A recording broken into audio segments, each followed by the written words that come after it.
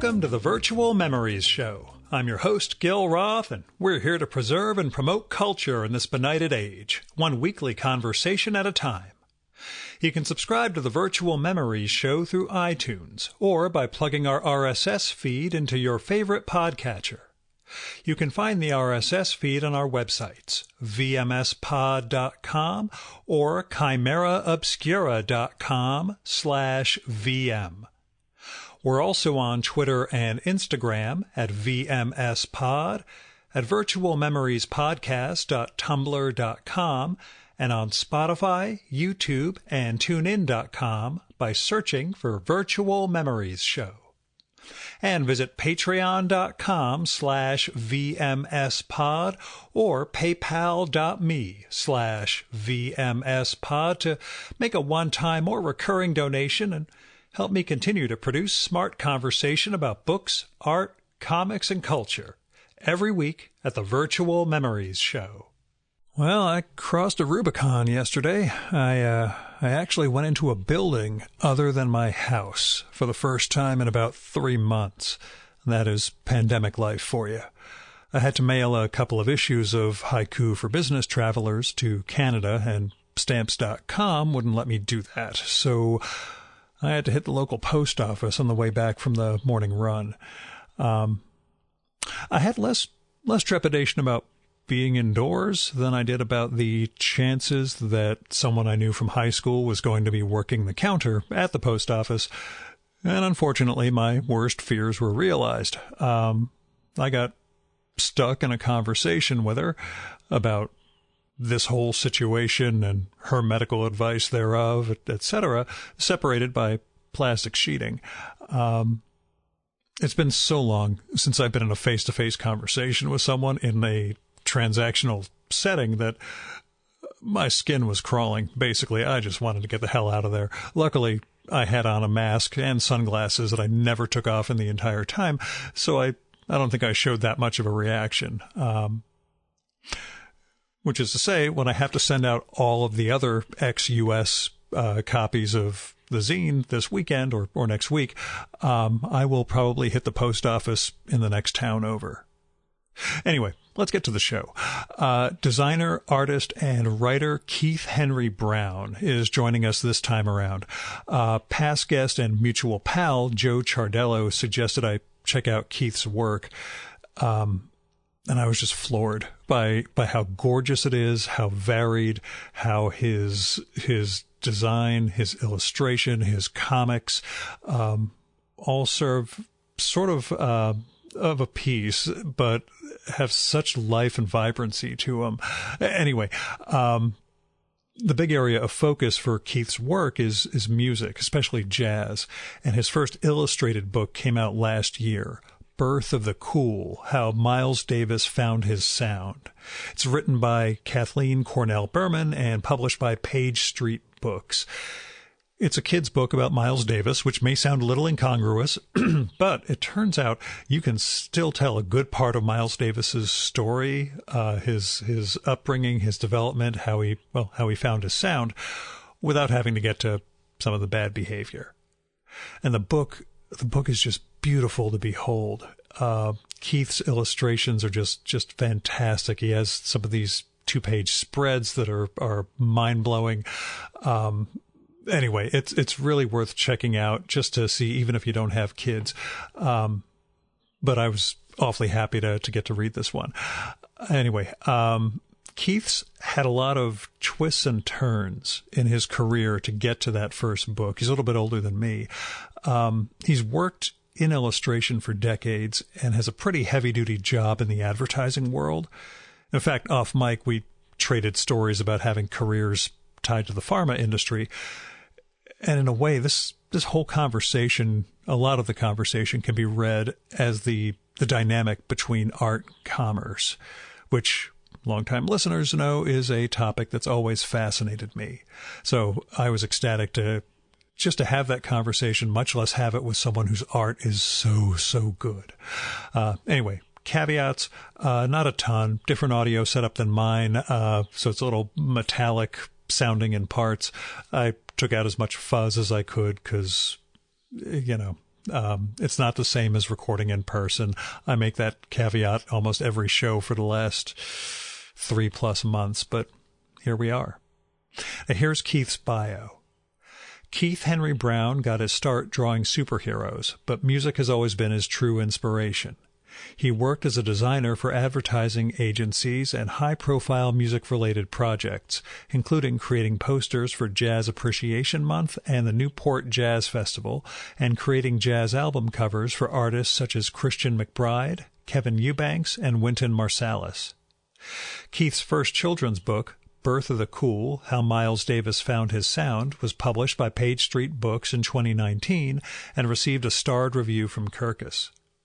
Born and raised in Staten Island, Keith is father to 2 magnificent boys, whom he affectionately calls his 2 knuckleheads, and lives and works in Brooklyn, surrounded by his favorite Spider-Man, Batman, and Black Panther action figures.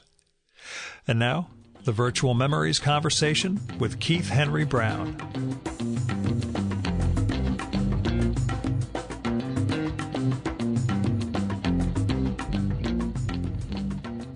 I guess we should just dive in. I got to read The Birth of the Cool and look at your great illustrations for the Miles Davis children's book you did.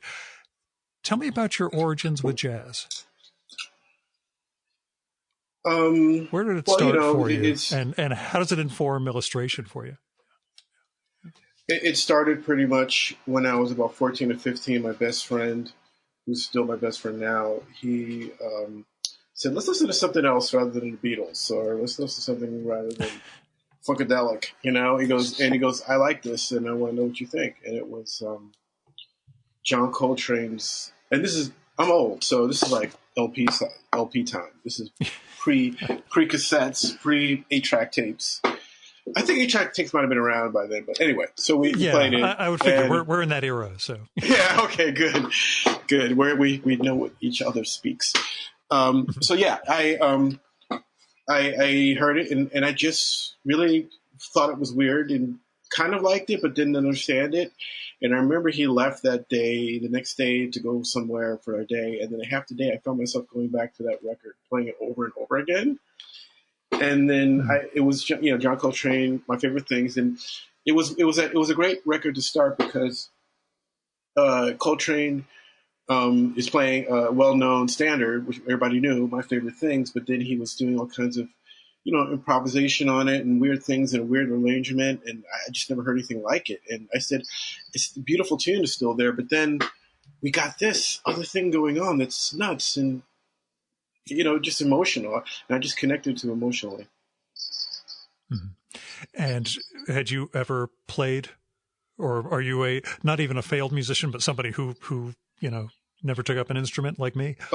Definitely a failed musician. I mean, and I come from that world where, where your parents force you to take piano lessons and all that kind of stuff. And I did all those things, and I kind of taught myself the bass a little bit. It was even in high school, kind of a Police, the band of Police. They're kind of we were playing their tunes, and I played some Marley tunes, but I was awful. And I'm one of those people that if I can't master something to the degree that I feel like I'm really doing something, then I don't want to do it. So I dropped out. But I'm been obsessed with music and all kinds of it, pretty much my whole life. Yeah, I remember that was Fran Lebowitz's thing in an interview. She'd mentioned when she took up cello as a kid, it wasn't that she couldn't beat out like the kids in her class. It was that she wasn't like Pablo Casals. Like that was why she quit at the age of like 11. That, well, I'm not as good as him, therefore, Yeah, it's probably not the healthiest attitude, but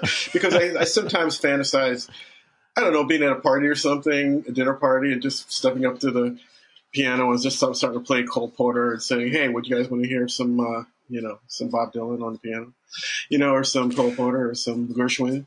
I feel like I'd be the coolest guy in the world. It's like learning how to speak French, suddenly burst out in French. The last thing you want people doing is, you need to draw me, or failing out at a game of Pictionary or something. Yeah, I'm actually suck at those things. Every time I get in a situation where I have to do that, because it usually requires you to draw like really fast, and I'm like, my drawings really don't look much better than anybody else's if I got to do it in 2 seconds. So, I don't think I have any advantages in anything, to be honest. Yeah, That's what I figured. There's a degree of no, this is my profession. I can't possibly do this. But is there a way that the... Oh. I went on a date with somebody once, and she was trying to impress her boss, and she says, "Keith is an illustrator." He goes, "Really? Draw me." I'm in front of all these people at a dinner trying to draw this guy on a napkin. I had the great moment. It was connected to our mutual pal, Joe Chardello. He was having an opening in Central Jersey, a exhibition of the spaghetti Western stuff. And I stopped in. I was talking with him, Drew Friedman, Steve Brodner, and someone else, and Joe. And I'd mentioned recording with Barry Blitt, one of these, a few weeks earlier. And someone said, "Did Barry draw you while you were there?" I said, no, actually, no illustrators have ever drawn me after a podcast. And then they all stared at me for like 5 or 6 seconds. They're all looking me over up and down. And finally, Brodner says, "Nah, you got nothing to exaggerate." And I was like, I guess that's a compliment. I don't know. I don't know how illustrators see the world.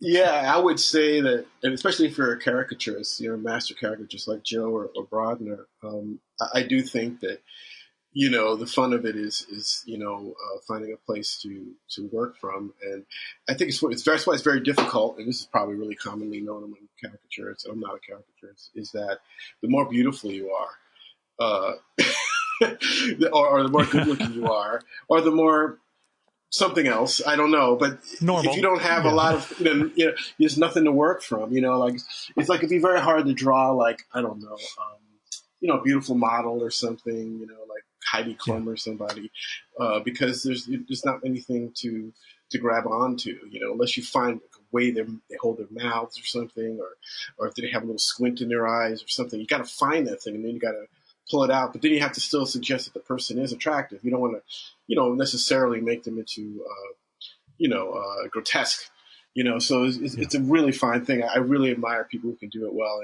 And Joe is brilliant at it. I mean, he's like my God, man. And also he's from Staten Island too. So, much love to Staten Island. Is it a bond over being from Staten Island, or a bond over both of you having left Staten Island? Is that that's probably a little both. There was just a thing. There was just a comedy show with David Chappelle that was on Netflix, and he actually said he said Staten Island sucks, just arbitrarily. I'm like, okay.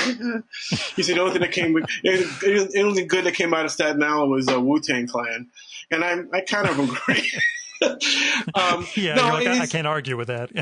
But I knew Joe's stuff before I knew he was from Staten Island. That was just the icing on the cake. When I found out he was from there, it made me so proud, because he was one of those guys that made me want to do this thing, and I used to mimic him. I used to copy. I've told him this, but I used to copy him. And I wanted to draw like Joe Chardello. So he's like, he's the man.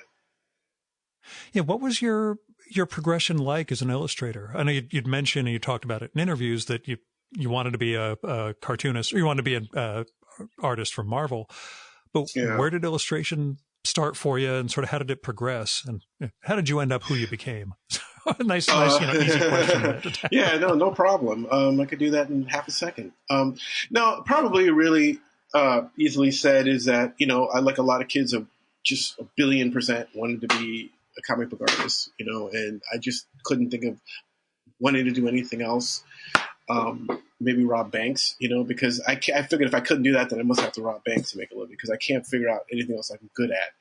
And then I got to Marvel. And I went to high school of art and design, and they did have a program, which I don't know if they have anymore, where they would have people from Marvel come over and they would scout. And they would start with an intern type thing, where you would just kind of help the other artists and do production. And then eventually, if they liked you, they'll give you a couple of fill-in issues to do. And then eventually they might give you a book, depending on, your work ethic, whether or not your work was developed enough. And so I did all that. And when I got to the part where I was actually doing a regular strip, I just saw it as just work. I just saw it as... I just remember one time I got to know a couple of other older designers, guys much older than me. I said designers, illustrators, and I would get on the phone with them, and it's what they did their whole lives. I wasn't that guy. I wanted to have a girlfriend. I wanted to go out dancing. I wanted to chill, and smoke smoke some weed or something. You know, I wanted to be a guy. You know, I didn't want to just be in this locked in world, but you needed to in order to do so much work. And I think I was just too young. And the other thing, probably even more significantly, was that I wanted to have some self-expression.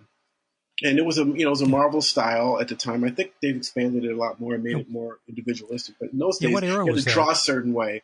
This would be in the late 70s, early 80s. Oh, okay. So very much a fixed couple of styles. Yeah, there was a style. I mean, they literally had a book that came out that was like everybody's Bible called How to Draw Marvel Comics, which was if you go to my local library, you will find me on the library card for that again and again and again. I believe it. I believe late it. 70s, early 80s. I believe it, and I think it's a legit book. I mean, it doesn't really teach you to draw, but it teaches you how Marvel does it. And John Buscema, beautiful, artist, and I just. That was the style. And also just, you probably know a little bit about the Marvel style, which is now, I think, the only style, which was that you work with the writer, you come out with the plot, and then you just smack it out. And then the artist becomes almost like the storyteller because you're the one breaking it down into panels and everything. And we would be the writer and I would be creating storylines and characters and all that. And I realized none of this stuff is mine. It all belongs to whoever owns Marvel. And I guess I just felt like I needed to have some kind of self-expression that Marvel, and also just the fact that these characters are established, they cannot be changed, but so much. Things have changed over the years. Now Robin dies and all these other things happen. But when I was there, everything was pretty stiff. Superman there was no changes, So I guess it felt very corporate and I felt like I just not built for that. Mm-hmm. And from there, you moved into commercial art, illustration, design? Yeah, I started, I got an opportunity to work for some greeting card companies and freelance. I got courted by Hallmark and American Greetings, but in both of those cases, they need you to actually live there in the cities where they're done, which is kind of crazy. But you have to move to, I think, Kansas City for American Greetings. And that seems familiar. Yeah. And, and it's a beautiful place. They have this beautiful thing. But you go there, and then they have all these tables, and then you sit there, and you're all out in the open. There's all the other artists, and the people who do the calligraphy, the people who do this. They still do that in American Greetings. And I was just like, I can't be in a big, it's like building cars. And I said, this is exactly what I didn't want to do at Marvel, so I want to do that. But I was able to get some freelance work at like greeting card companies that didn't work that way through the regular freelance kind of way of doing things. Yeah. But to jump to 2019, Good. Doing a first children's book, as part of the evolution of the work that you've done over the decades, what was it like working in that form? And sort of what did you learn, I guess, working on kids' books, and how does it differ from non-kid oriented illustration? It was a big jump for me because I stopped getting. I kind of walked away from narrative illustration. Or narrative art, I should say, like comics, and I was doing 1-page illustrations for magazines, for greeting cards, and then I also became a full-time art director, even creative director, design director. Yeah. So I wasn't even drawing as much unless, we couldn't hire an illustrator and I would go and come in and do something or design something and add illustration in it. So I kind of put it aside, but then I made a decision a few years ago that I wanted to do something else. And I took a year off and I created a graphic novel, which I was trying to sell. And I was having a really tough time selling it. And I couldn't quite get it going to the finish. And so I ended up trying to call agents to see if they'd be interested in it. And she said, put the graphic novel aside for a minute, try doing children's books. And then right at that time, I got a call about my first one, which was Birth of the Cool, How Jazz Great Miles Davis Found His Sound. And that was my first opportunity, but I felt like in a weird way I was a little bit ready for it because of my background drawing comics, and that meaning telling a story and telling a narrative story. And then the fact that by that time I became very immersed in jazz. I had done some jazz covers. I had met a lot. I was a creative director at Jazz Lincoln Center, so I'd been around a lot of jazz musicians, so I understood jazz in a more different way, and it became like my thing, So doing a book about Miles Davis, but I was really shocked that no one had ever done a picture book about him, at least a kid's picture book, before.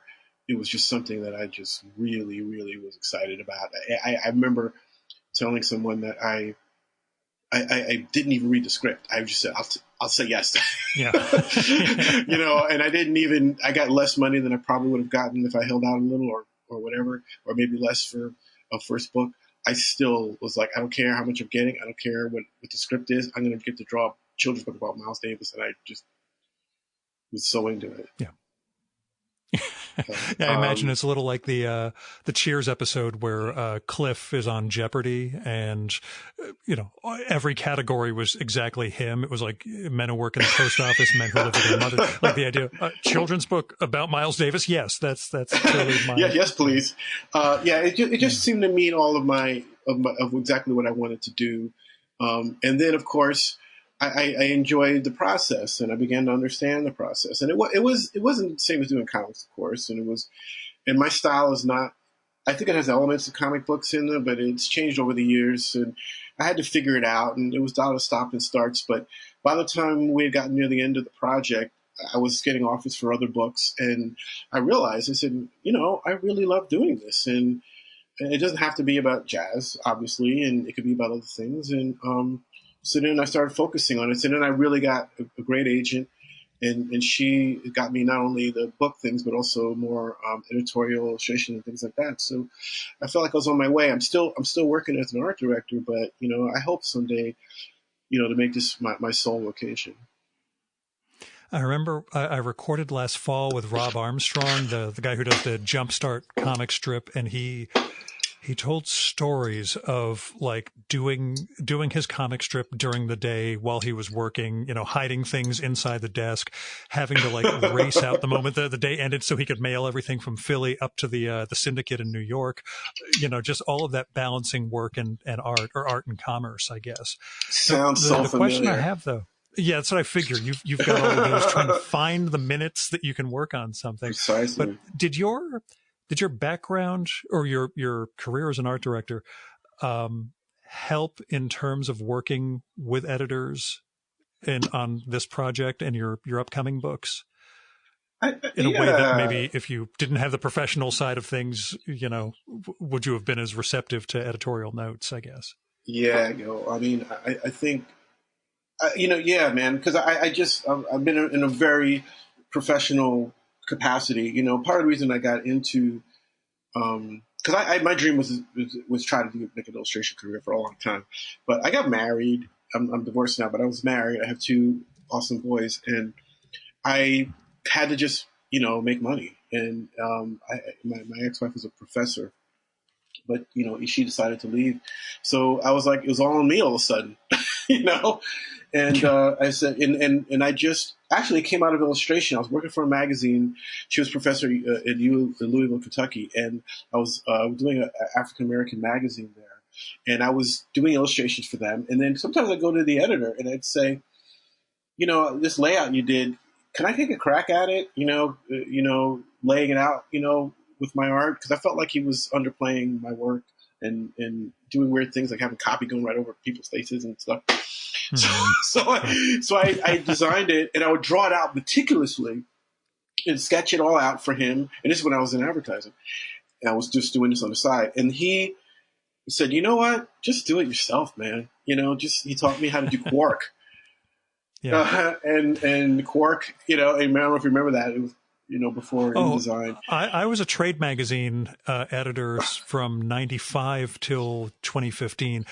And not only was it Quark, we had no art department and had to lay out the magazines ourselves. So I had to teach myself that program and graphic, and it wasn't high art, but it was, just readable graphic design. I used to tell people if I came up during the paste up era, I wouldn't have had a job as an editor, because the magazine would have looked like it was made by a serial killer if I was, actually razoring little things in place. So at least Quark gave me that part of a career. But very recently I started to get emails from Quark for like a new version that's coming out, and I'm sure like you would think Quark still exists. I know, it's crazy. Yes. Crazy. These emails started showing up. I thought it was a prank. The thing I remember most about the thing I remember most about Quark is that they were always scared that people were going to steal their software.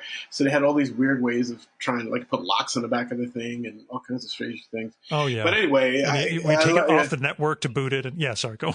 Exactly. No. But anyway, yeah, right. Exactly. So I taught myself it, and also I had friends who helped me, and then so I became an art director, and then I got a job at Churchill Downs of all places doing their art direction, and then I met Winston Marsalis.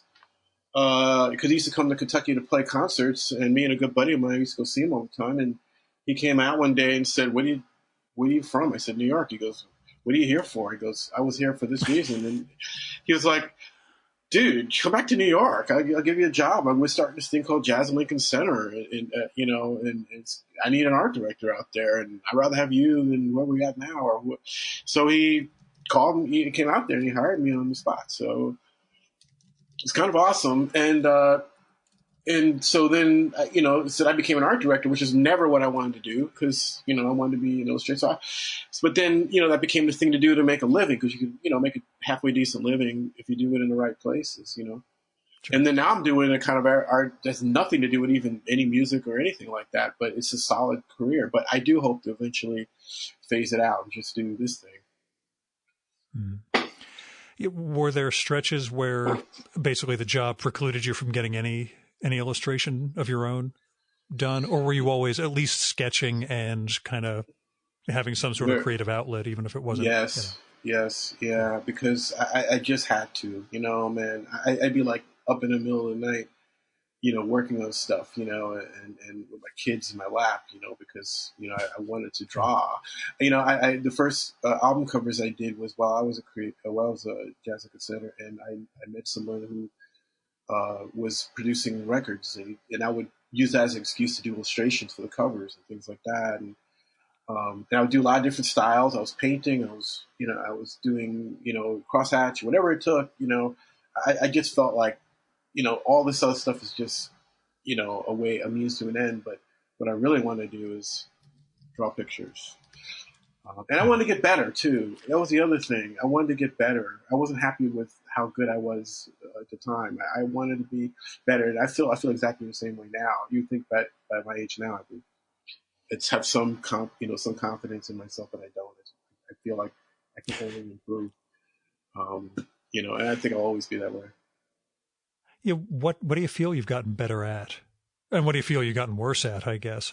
I think I'm starting to have a little bit of a style, it's to me, that's like the thing.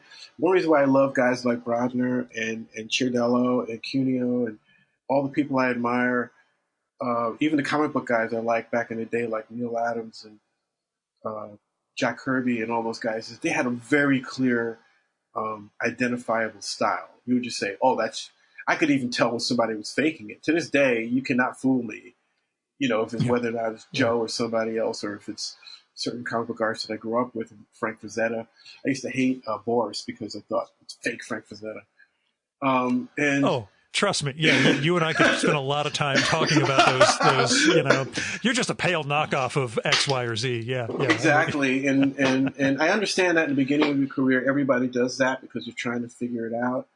Right. And you want to find out who you are. And I definitely was guilty of that. But I think I finally got to the point where it looks kind of like me. I still don't really see it as well as other people tell me it, So then once you have that, then I feel like now I have my own language.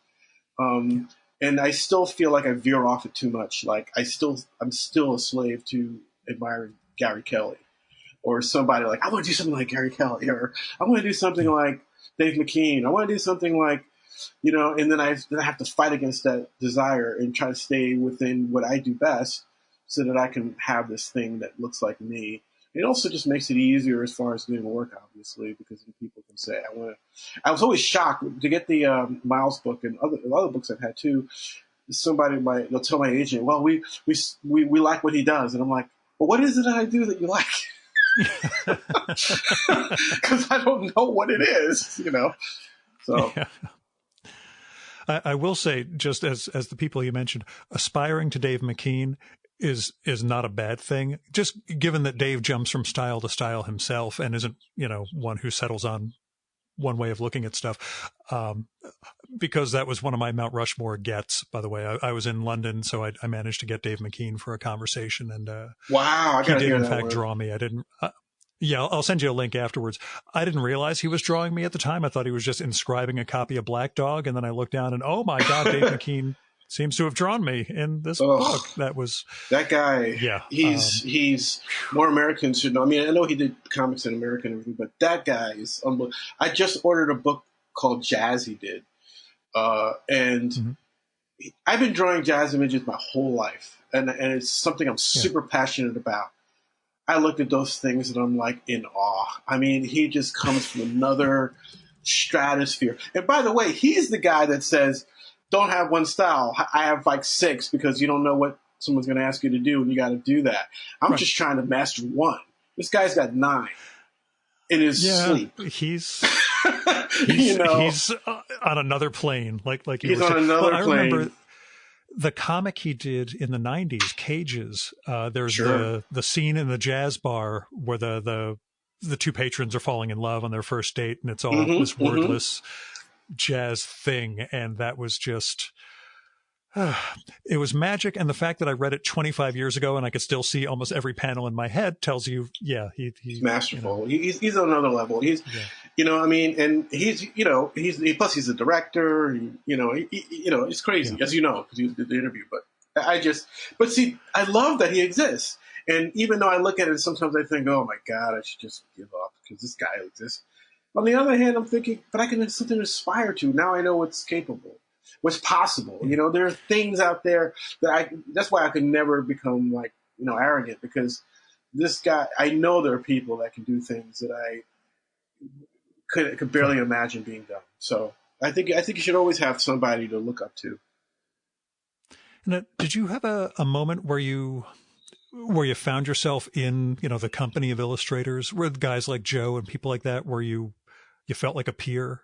Do you remember a moment like that was, holy shit, I actually belong with these guys, A little tiny bit. I'll tell you one of the biggest things is that early on when I was trying to make it as an illustrator, just a few years ago, around the time I got my first book and I started getting offers for other books, I met a woman who's the head of an illustration firm in New Jersey. Her name is Ella Lupo.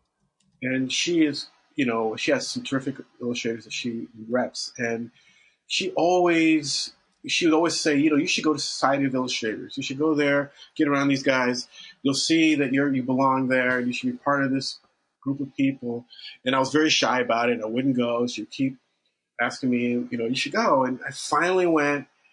And I just felt so at home. One of the first people I met, I met him once before, but I hadn't seen Joe in many years because I tried to hire him to do something once when I was at Lincoln Center.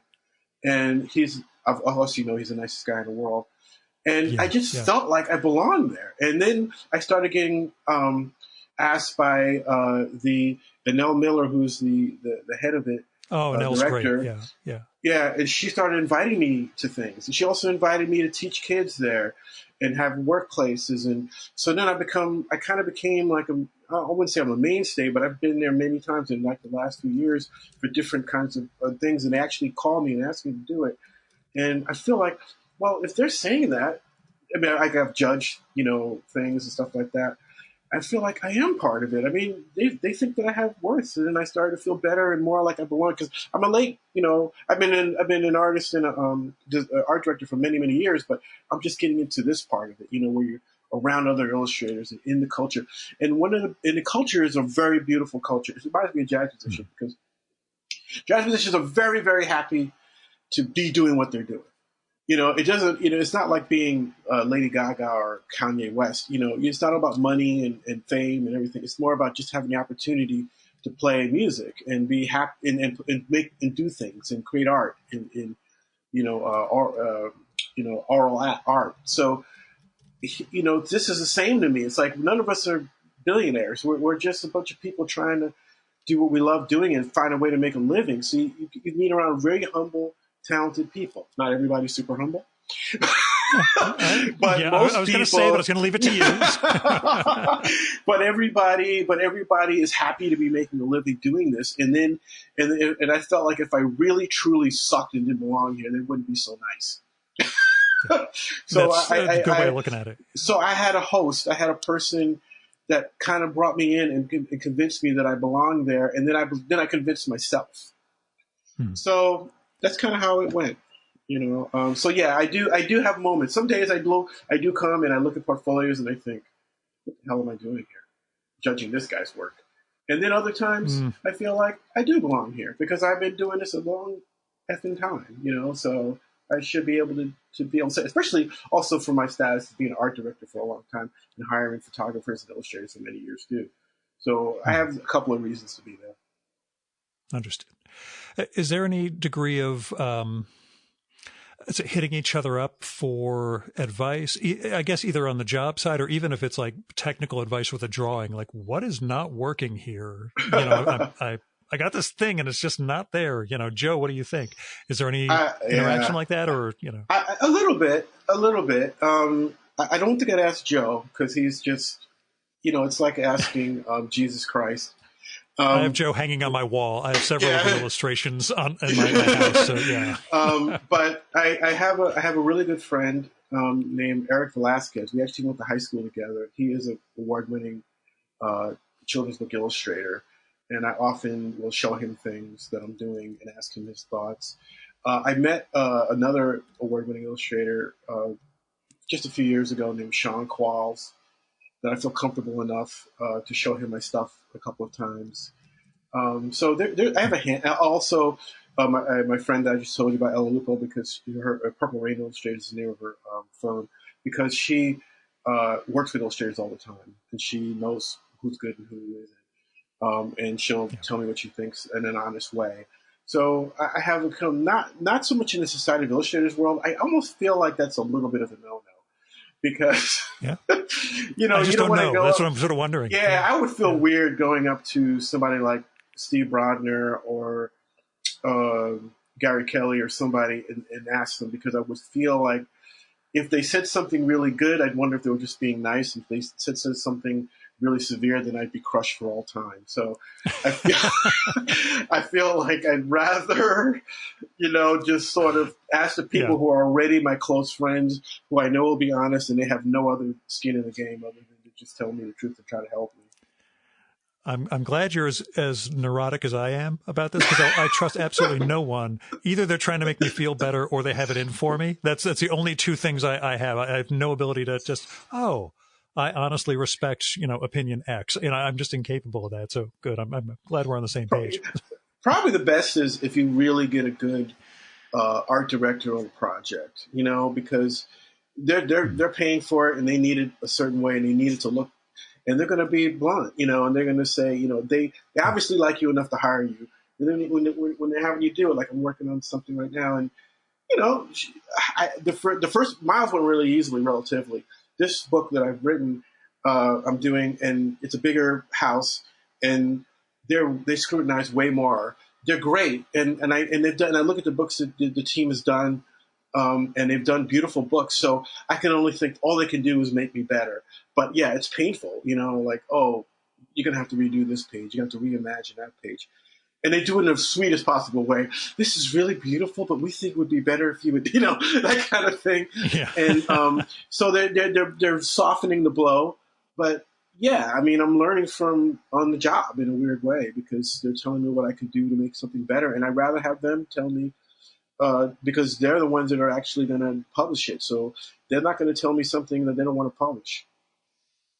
You mentioned that you're writing this project. Mm-hmm. Is it okay? I wasn't sure if it was a slip of the tongue or anything, but can you talk about what you're learning in terms of writing a project as opposed to illustrating? Well, I'll tell you very quickly. Or I know you're also illustrating too, but yeah. Right. A quick background. So this is a book that I was hired to do. I was supposed to do a book about this guy named Pearl. I can't remember his first name, and he was a guy who's an African American horticulturist. who lives in South Carolina. They actually did a documentary about him, and I was supposed to do it for FS&G, and it was really exciting project. I really wanted to do it. He does these beautiful. He's like the Black Edward Scissorhands, and he's he was a poor guy who suddenly found out he had this incredible talent to create shapes out of shrubbery, and it was a cool project. Okay. It was going to be my second book after Miles. I was so excited, and then for some reason he didn't want to be involved in the project. So I was like, oh my God, what am I going to do? And, they already gave us the advances and everything because I was co-writing it. No, we had a writer, and it was from a script that already existed.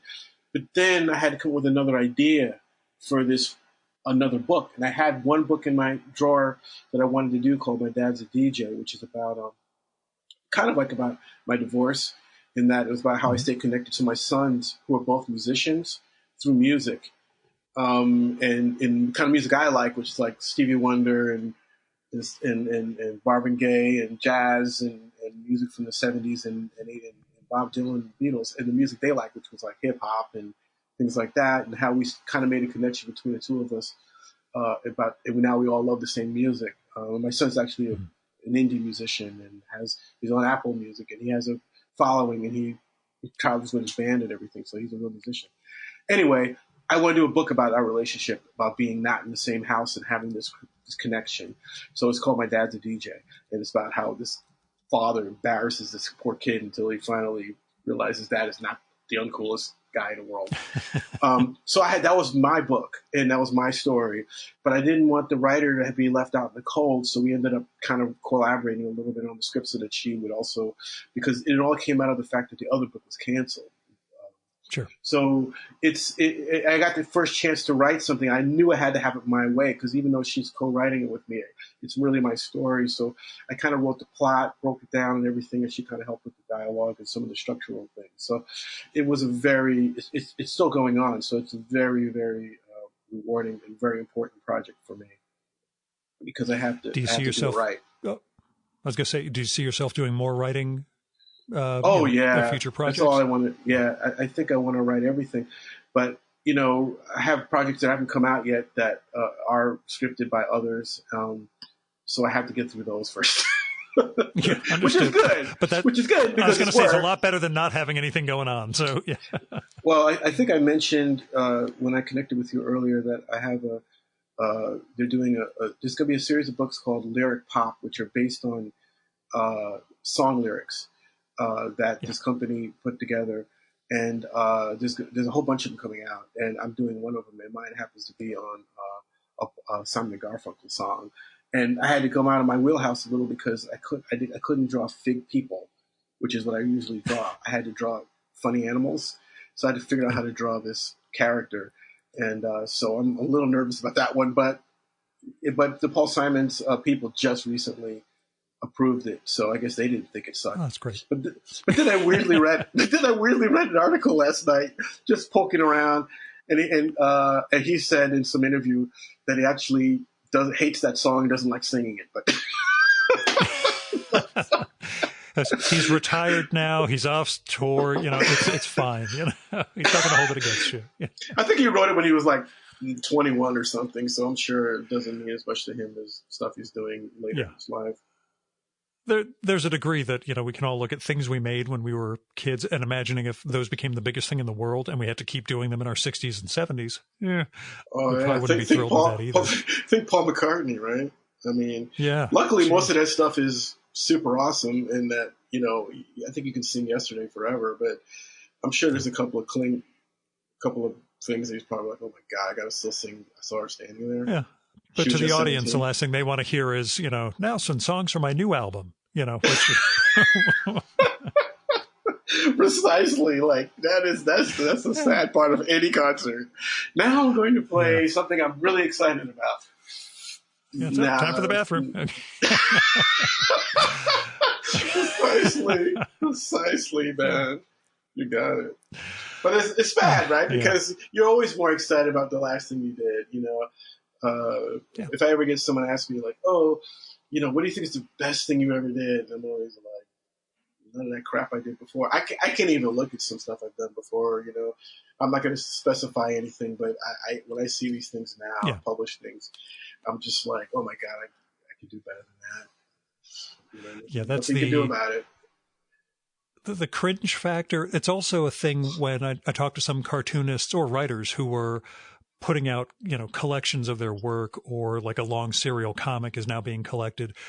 They go back and look and it's, oh my God, that character has 6 fingers on that hand. I screwed that up. Just things that, Oh, yeah. made it through press the first time, or things that you look at and realize you're a lot better at. But if you try and revise it, you'll end up recreating the entire project from the ground up.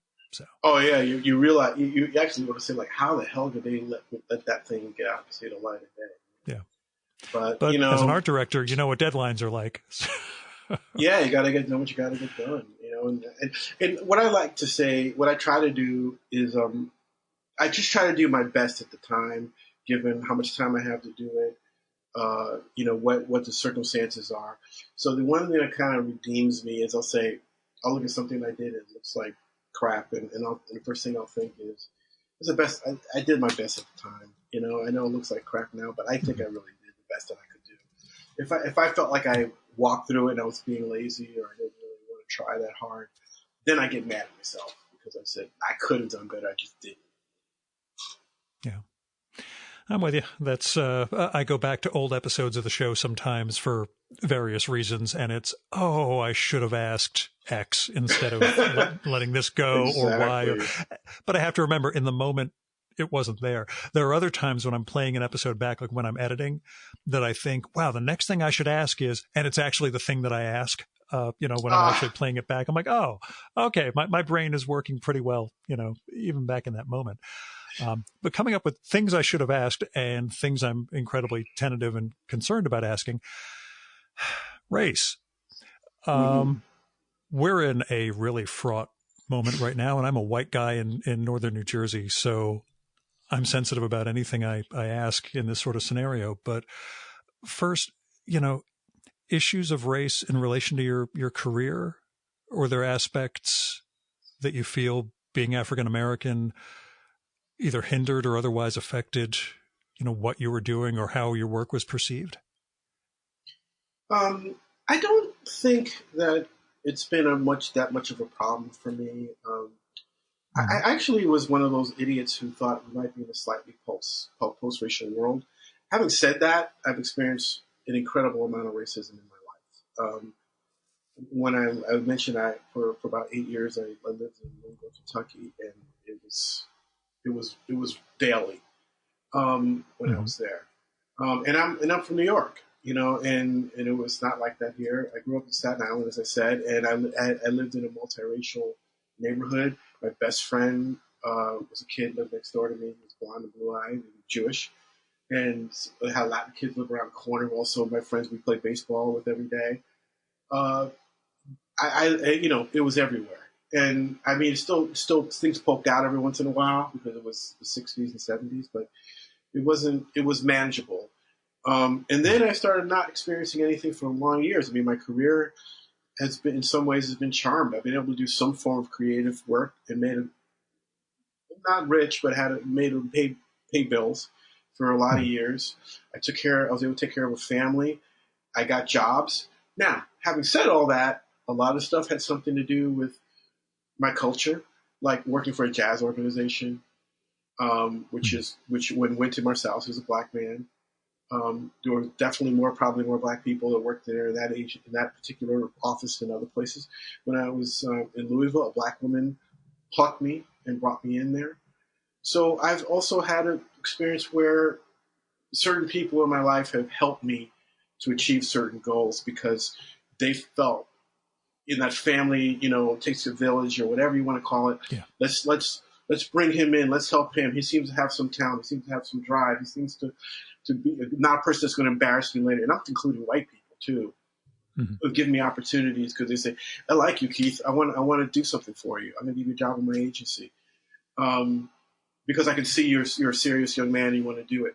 But there was always this element of, I don't normally hire black people, but I think you're going to do a better job. So bringing that up to date, I'm still doing that. I'm sure that part of the reason why I get mostly offer jobs that have African American characters is because I'm African American. Now, having said that, I just did a Simon & Garfunkel book. There's no African American site. But I do think it's what happens, because people assume that's what you want to do. And to be completely honest, it is what I want to do, because I do feel like there needs to be as much representation as possible. And if I can contribute to representation, part of the reason my intense love for jazz is because it's an incredibly brilliant art form that requires incredible amount of talent, skill, practice, intellectualism, and it's a high art. And Black people had a lot to do with the creation of it. I'm not saying we're the only people, because I do think there's European elements that create jazz, but it's an American art form. It required a lot of different things, a lot of different kinds of cultures, but predominantly Black. And that's why part of the reason why I love it, because I admire the greatness of certain people who had made it happen. So I think even now in my career, everything that's going on, I feel obligated. I've done protests. I've marched. My IG is full of stuff about Floyd and everything else. It is a thing. And I have to say also, I have two young sons. One's 22 and one's 17, and they're entering this world. So my fear is I'm terrified about my oldest son driving around and maybe having something happen to him. And he's the sweetest, least violent person on the planet. He's a nice guy, much nicer than me, and better looking too. And I just it's true. I've seen his picture on Instagram. I agree. And I don't want him to get into a ridiculous situation that he should not be in, because he's not. And not to say that anybody deserves it, because Floyd. A lot of it's not so much about what the person has done; it's how they're being treated. Yeah. And he's one of the nice ones. Maybe someone else is not, having all the advantages that he's had, but that doesn't mean that they should be treated that way. And I still experience a lot of subtle racism, but I will say most of the time I lived, I think, for a Black man in America, a relatively charmed life. I was talking about Society of Illustrators. Of course, there are African American illustrators, but I would say a lot of illustration, a lot of people who work in the publishing business don't look like me, but not one person has ever been anything but respectful and sweet to me and nice. So I live in this weird balance of life where I've been treated incredibly well. And then I have this other part of my life where people don't know me or who I am, and they just look at me and they cross the street because they're afraid I might, do something bad to them. So I don't know if I'm answering the question properly, but it's a balance, but I don't have hate in my heart at all for anyone, or anger even, except for one person. But he's a guy who kind of runs things, if you know what I mean. Yeah. He runs things for all of us right now. But I don't want to go in. I don't want to get into that. You could say runs, or you could say ruins. However you want to spell it. Yeah, you could drop the I and put it in. Either way, it works perfectly. Yeah, it's been it's something I get curious about. When it came to your role as an art director, you mentioned, not being lucky, but getting those roles and being brought up, into certain gigs. Did you find yourself, either mentoring or sort of looking out for Black artists in your AD roles, or is that not, feasible in terms of how the jobs actually work? Yeah, I mean, I have had that opportunity to do that, and even now, I love being a mentor, especially like I'm in big brothers, big sisters, and also, like I said, that I've done the workshops for kids at Society of Illustrators, and a lot of times those are people of color, and that when Nanelle asked me to do something like that, I'm on it. As a matter of fact, I just did art designs address for the graduating class, and I talked about this a little bit in my address. So I feel like it's an obligation of mine it is something I have to do. It is something that I have to do. It's not something that I even think about. It's a requirement of me as a black man, a black artist that has any small amount of success. I have to share. I have to encourage. I have to push. It's not a calling. I'm not trying to come off like I'm should get an award or something for pushing other people. It is, you have to do it, and I'm doing it. If anyone ever asked me anything, whenever I had these things, I always asked them to take my IG, write me, send me something if you have any questions. And the kids do that, and we'll go out and have an ice cream or whatever it is we do, because we have to talk about whatever possibilities they have. I think a lot of people feel this way. My dad was this way. You have to be able to do that. If one person takes a step, then you got to help the other one, grab their arm and bring them up a step. It's required. If you don't do it, then I got no love for you, because that means all you care about is yourself, and you can't do that because the odds are against us. Quite frankly, if I'm to put it blank, the odds are against us, and we have to give everyone any tool that you can share. Mm-hmm. Was there any perception of that when you had your Marvel period in the 70s and 80s?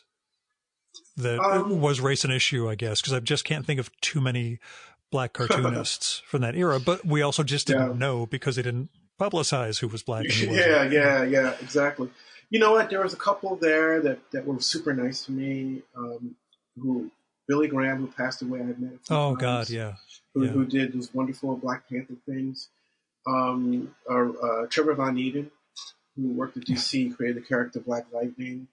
If they found out you were, just like I'm talking, they would be all like and they worked at the same house, or even if they didn't, they would immediately, hey brother, and all that. Let's go out for a beer.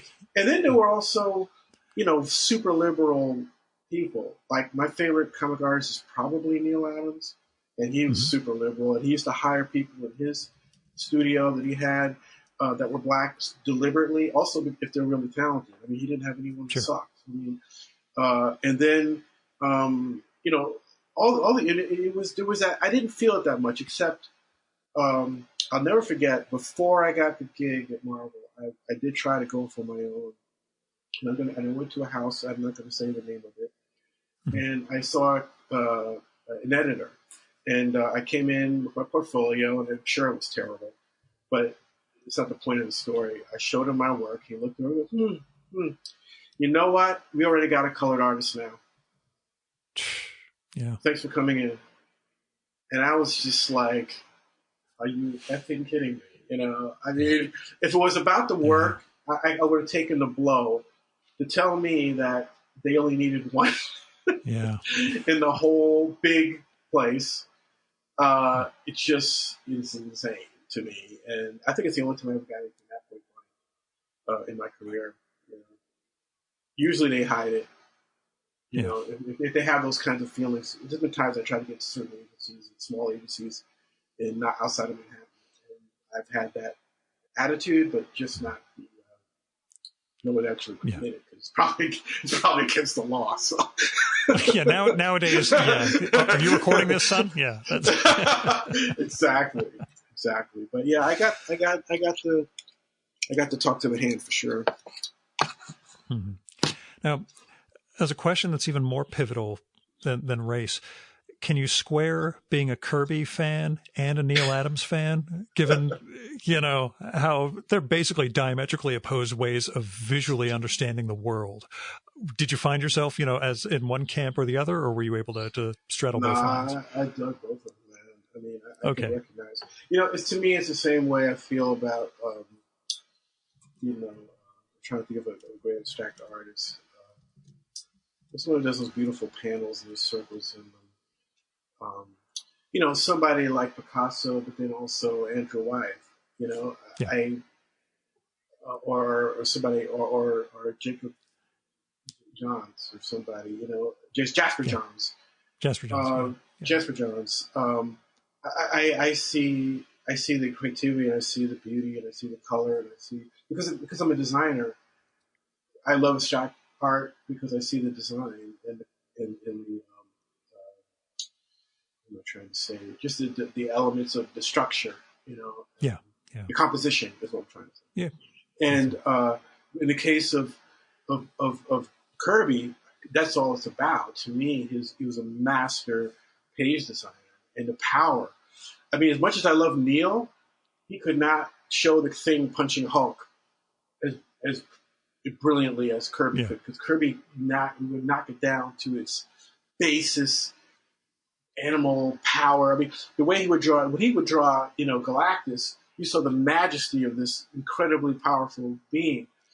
Neil would draw a similar character, and it would look like a big guy in a suit. Now, there's something really beautiful about the way he drew it, no matter what, but he could not show that power because Kirby just went right down to the basics, and his composition is unparalleled. I mean, I feel like everybody else there's Kirby, and then there's everybody else. There's a guy like Frank Miller. To me, a lot of Frank Miller is a designer and layout guy. A lot of what he does comes from Kirby and Will Eisner, who's also another great designer. So I guess in my mind, even when I was a kid, I could love both of those guys almost the exact same level for different reasons. But I think there was something about Neil, that I knew that I wanted to be an illustrator, which meant being more realistic. I think Kirby is just comics. I would say, and that Neil Adams is something you can aspire to, in a sense, where Kirby, again, if you try and ape Jack Kirby, it's going to look absolutely terrible. Where Adams, at least, incrementally, you can get closer to doing something, that approximates him, I guess. Right. And we were talking earlier about, aping somebody, and there were so many, Neil Adams apers, and I was one of them, where everybody wanted to draw like Neil. And it's very hard because you do the surface stuff that you think makes you look like Neil, like these little lines and things he does. But then you realize he's got all the drawing in the world under that, of the guy who really knows how to draw. It's not just about, doing certain effects to make you look like it. The only guy that I buy copying Neil, but then because eventually he became his own guy and he surpassed Neil eventually, was Bill Sienkiewicz. Where he started off as a Neil clone. Yeah, doing the Moon Knight and all that. Yeah. Doing Moon Knight. Now, I was thinking of Sienkiewicz when I saw some of your portraits on Instagram. There were, those remind me a little of Sienkiewicz's portraiture, not as his comics work, but I'm always glad when all of you guys kind of intersect in ways that I can see. Yeah, it's hard to avoid it because he is so. He was like my next love. I mean, when I was getting older, he became quite a few years after Neil, but he kind of like surpassed Neil, and then he kind of got into the Bob Peak thing, who's another hero of mine, and then when you're Bob, and then he found a way to merge Neil, Bob Peak, and then who knows what else. He put it all in there, and then his stuff just became its own thing. And then, so that was like, that's what I really admire. You just, you don't just sort of say, this is what I do and don't do anything else. As much as I like guys like Kurt Swan and those guys who kind of do the same thing for many, many years, I admire their professionalism and everything, but I really admire people who just keep, keep challenging themselves. Which is what we're going to see out of you in the next bunch of years. You talk about that developing a style and a language, I'm fascinated to see how it's going to develop. I guess as the question goes, that long form graphic novel you put aside, is that something you're sort of hoping to return to? Yeah. Every time I think about, I've actually been showing it around a little bit. And I think that I may get back to it.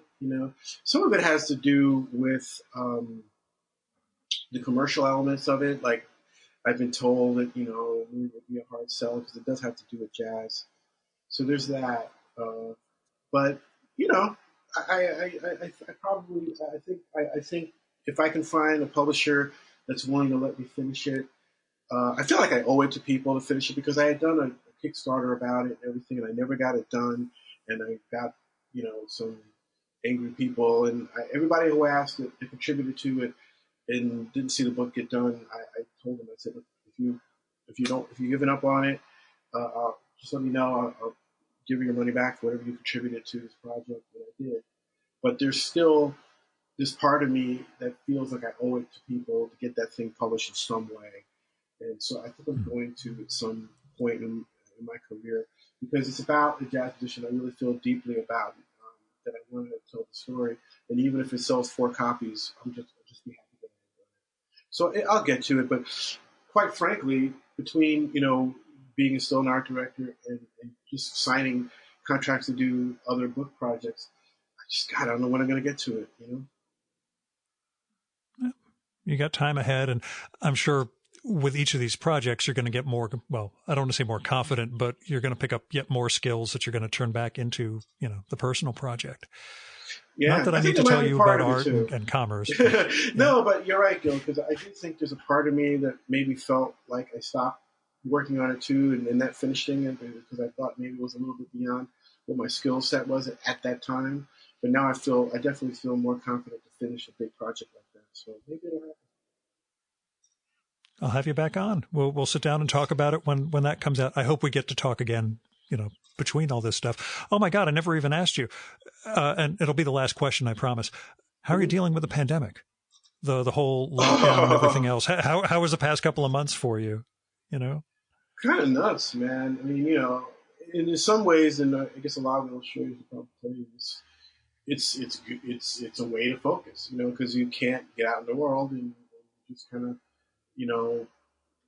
focus, and you get into your little spot, wherever it is that you draw, and you just kind of just don't do anything else. I literally get up every morning and act like I'm going to work. I have my coffee and I go downstairs and I just get at the table and just start drawing. And I do a certain amount of drawings. Now I'm just working on projects. I also do content for IG, mostly because my,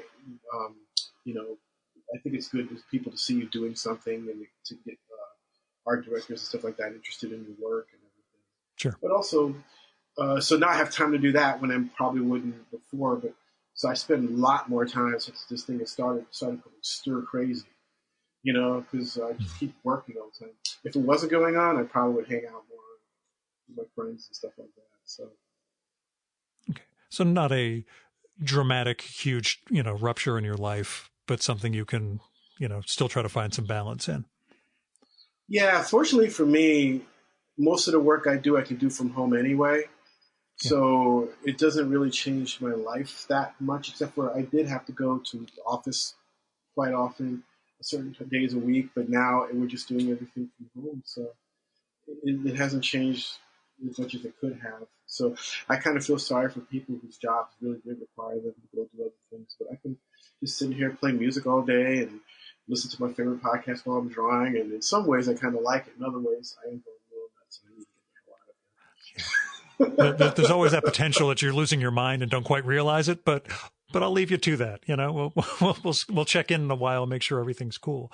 But all Keith, right, thanks man. so much for coming on. This was a blast. I enjoyed the heck out of the Birth of the Cool, or the Miles Davis book. But again, I'm a convert now. Joe turned me on to your stuff. I check out your IG all the time now, and the Sun Ra just blows me away. That big Sun Ra drawing. So thank you.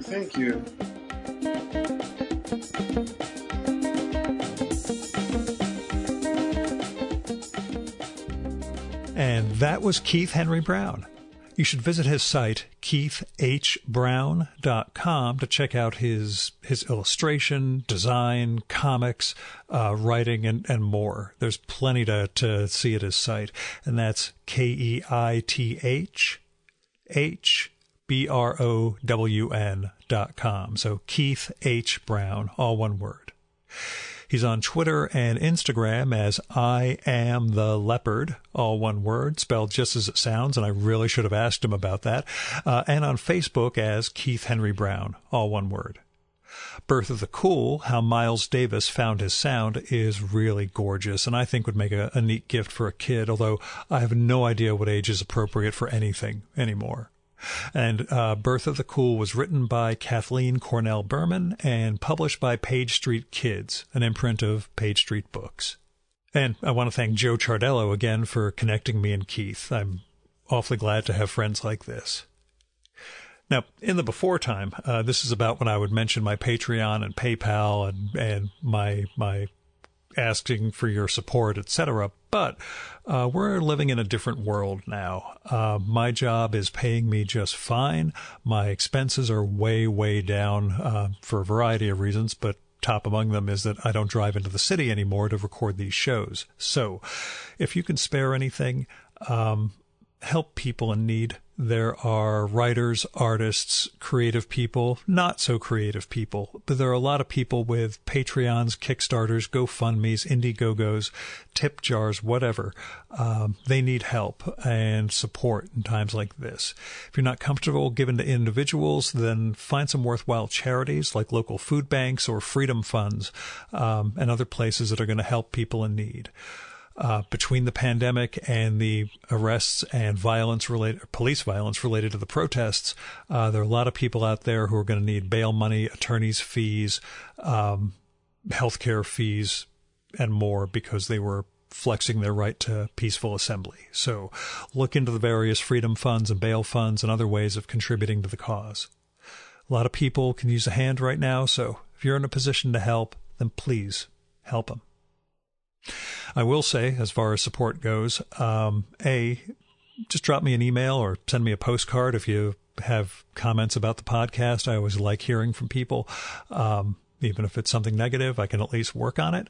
And I have started mailing out copies of my first zine, Haiku for Business Travelers. If you want that, drop me a line or visit haikuforbusinesstravelers.com and you'll find information to hit me up that way. It's free, but you can kick in a few bucks for postage and production if you want. This is not a money-making thing. It's just me sharing my art, such as it is. Our music for this episode is Fella by Hal Mayforth, used with permission from the artist. You should visit my archives to check out my episode with Hal from the summer of 2018 and learn more about his art and painting. And you can listen to his music at soundcloud.com/Mayforth. And that's MAY4TH.